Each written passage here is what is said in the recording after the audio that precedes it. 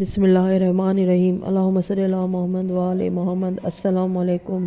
حضرت نوح علیہ السلام نے جب بد دعا کی تو طوفان کا آغاز ہوا۔ حضرت نوح علیہ السلام نے جب درخت خرما کی کاشت کی تھی اور لوگوں سے کہا تھا کہ طوفان آئے گا اور ساری دنیا غرق ہو جائے گی، تو لوگوں نے تمسخر سے کہا تھا کہ اس شخص کا دماغ خراب ہو گیا ہے، یہ بیکی بیکی باتیں کرتا ہے۔ پھر جب درخت تیار ہوئے اور عرصہ تک تختے خشک ہوتے رہے، اس کے بعد کشتی تیار ہونے لگی تو ان کی تمسخر میں اور بھی فروغ حاصل ہو گیا۔ کہنے لگے کہ اسے دیکھو یہ کیا کر رہا ہے، یہ پانی کا نام و نشانی نہیں ہے، اتنی بڑی کشتی تیار ہو رہی ہے۔ حضرت نوح علیہ السلام نے ان سے کہتے تھے کہ مذاق نہ کرو، ایمان لاؤ، ورنہ اپنے اس نمرود و سرکشی کا مزہ چکھ لو گے۔ طوفان آئے گا، سب کے سب ڈوب جاؤ گے۔ مگر کوئی آپ کی بات پر کان نہیں دھرتا تھا اور آپ کے ارشاد کو نہیں سنتا تھا۔ بالآخر وہ وقت آ گیا کہ جس کا ذکر حضرت نوح علیہ السلام نے کیا تھا۔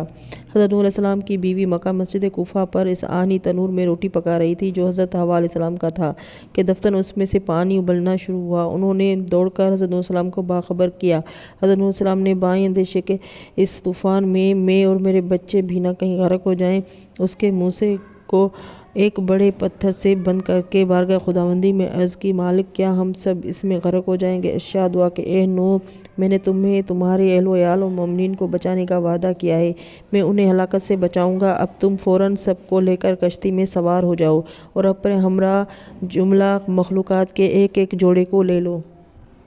حضرت نوح علیہ السلام نے اس کشتی میں، جس کے 3 طبقے 90 خانے تھے، خود بھی سوار ہوئے، بال بچوں کو بھی سوار کیا اور مخلوقات کے جوڑے بھی لے لیے۔ لیکن حضرت نوح علیہ السلام کو سب کے سوار کرنے میں جو دشواری تھی وہ یہ تھی کہ مخلوقات کا جمع کرنا اور بھی بہت ہی عجلت کے ساتھ ان کے لیے مشکل تھا۔ لہٰذا بارگاہ خداوندی میں عرض کی، مالک ساری دنیا سے جانوروں کو کیسے جمع کروں؟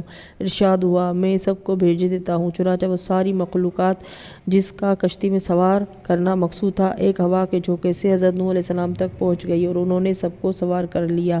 نیچے طبقے میں درندوں کو، دیگر چوپایوں کو رکھا، درمیانی طبقے میں کھانے پینے کی چیزیں رکھیں، اوپر کے طبقے میں انسانوں کو ٹھہرایا۔ ایک روایت میں ہے کہ دوسرا ہی طبقہ میں پرندے بھی تھے۔ جانوروں میں چونٹی چونکہ سب سے چھوٹی تھی، اس کے کچل جانے کا اندیشہ تھا، لہٰذا اس کو بالائی طبقے میں رکھا۔ ایک روایت میں ہے کہ حضرت آدم علیہ السلام کے اس تابوت کو جو ششماد کی لکڑی سے تیار کیا تھا، دوسرے طبقے میں اور بروایت تیسرے طبقے میں رکھا۔ اس کے بعد اس سب کو ہدایت کر دی کہ کوئی کشتی پر جوڑا نہ کھائے۔ ایک روایت میں ہے کہ اس وقت زمین اور بلی اور زور موجود نہ تھے، اس لیے روانگی کے وقت وہ کشتی میں نہ تھے۔ ایک روایت میں ہے کہ کشتی میں جانور داخل کیے جانے لگے تو سب سے پہلے درا یا دراج داخل کشتی ہوا اور سب سے آخر میں گدھا سوار ہوا۔ جملہ مورخین محدثین کا بیان ہے کہ قرآن مجید میں بھی ہے کہ حضرت نوح علیہ السلام نے کشتی میں لوگوں کو سوار کرتے وقت اپنے فرزندوں بیویوں کو حکم دیا کہ کشتی میں سوار ہو جاؤ۔ اس کو حکم کی تعمیل میں سام، حام، یافس، ان کی مومنہ بیوی امورہ نے اور سب کے سب نے کشتی میں سوار ہو گئے، لیکن ان کا ایک فرزند جس کا نام کنعان تھا اور ایک بیوی جس کا نام دالہ تھا، ان دونوں نے سرتابی اور پوری نافرمانی کے ساتھ تعمیل حکم سے انکار کر دیا، جس کے رد عمل میں انہوں نے بڑا زور لگایا کہ کسی طرح کشتی میں آ جائیں، مگر لوگوں نے ایک نہ سنی۔ جب حضرت نوح علیہ السلام نے اپنے بیٹے کنعان سے بااصرار سوار ہونے کو کہا تو اس نے جواب دیا کہ میں سوار نہ ہوں گا اور میری آپ فکر نہ کریں، یہ بڑے بڑے پہاڑ کھڑے ہیں، میں ان کے ذریعے میں اپنے آپ کو بچا لوں گا۔ بالآخر وہ غرق ہو گیا۔ امام جعفر صادق علیہ السلام فرماتے ہیں کہ کنعان نے جس پہاڑ پر بھروسہ کیا تھا وہ کوہ نجف تھا، جو اس وقت سب سے بلند پہاڑ تھا۔ فرزند نوح کے حوالہ دینے سے خدا نے اسے ریگ نرم بنا کر شام کی طرف اڑا دیا، پھر اس جگہ دریا بہنے لگا جس کا نام نع رکھا گیا، پھر وہ دریا خشک ہو گیا، جس خشک ہونے کو عربی میں جف کہتے ہیں۔ بالآخر کثرت سوال سے نع جف کے بارے میں کے بجائے نجف کہا جانے لگا۔ یہ وہی جگہ ہے جہاں حضرت آدم، حضرت نوح علیہ السلام، حضرت علی علیہ السلام دفن ہے۔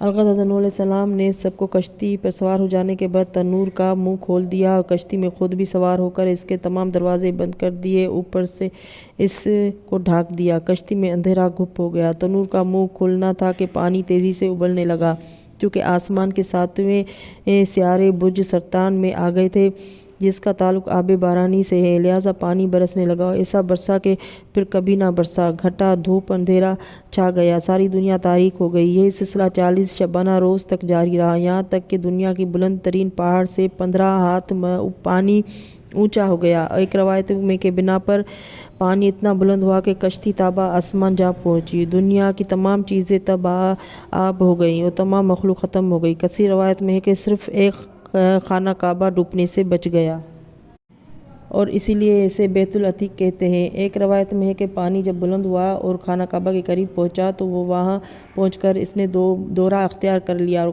وہ خانہ کعبہ کے گرد حلقہ بنا کر آسمان تک بلند ہو گیا۔ روضۃ الصفا میں ہے کہ جب پانی تیرنے سے ابلنے لگا تو ایک شخص نے اس وقت کے بادشاہ کے پاس جا کر صورتحال بیان کی۔ وہ اپنی سواری پر بیٹھ کر حالات دیکھنے کے لیے آیا، حضرت نوح علیہ السلام کے قریب پہنچا۔ حضرت نوح علیہ السلام نے یہ کہہ کر کہ پانی سے کوئی بچ نہ سکے گا اس کی تخفیف کی اور ڈرایا۔ فرمایا قد جاء امر ربک، اب خدا کا حکم آ گیا ہے، ان لوگوں کے علاوہ جو اس کشتی میں سوار ہے دنیا کی کوئی چیز نہ بچ سکے گی۔ الغرض کشتی پانی پر چلی اور ساری دنیا کا دورہ کرتی ہوئی خانہ کعبہ کے قریب پہنچی اور اس کا 7 مرتبہ طواف کر کے وہاں سے روانہ ہوئی۔ تاریخ میں ہے کہ کشتی میں چونکہ تاریکی تھی، دنیا بھی ساری تاریک تھی، لہٰذا خدا نے 2 نورانی موتی نوح علیہ السلام کے درخواست پر بھیج دیے تھے۔ ایک دن میں روشن ہوتا تھا، دوسرا رات میں روشنی دیتا تھا۔ اس کے ذریعے سے معلوم ہو جاتا تھا کہ دن کی ساعت اور رات کی کب ہوگی، اور نیز نماز کا وقت معلوم ہوتا تھا۔ ناظرین، ویڈیو اچھی لگے تو لائک اور سبسکرائب کر لیں۔ اگلی ویڈیو کے لیے اللہ حافظ۔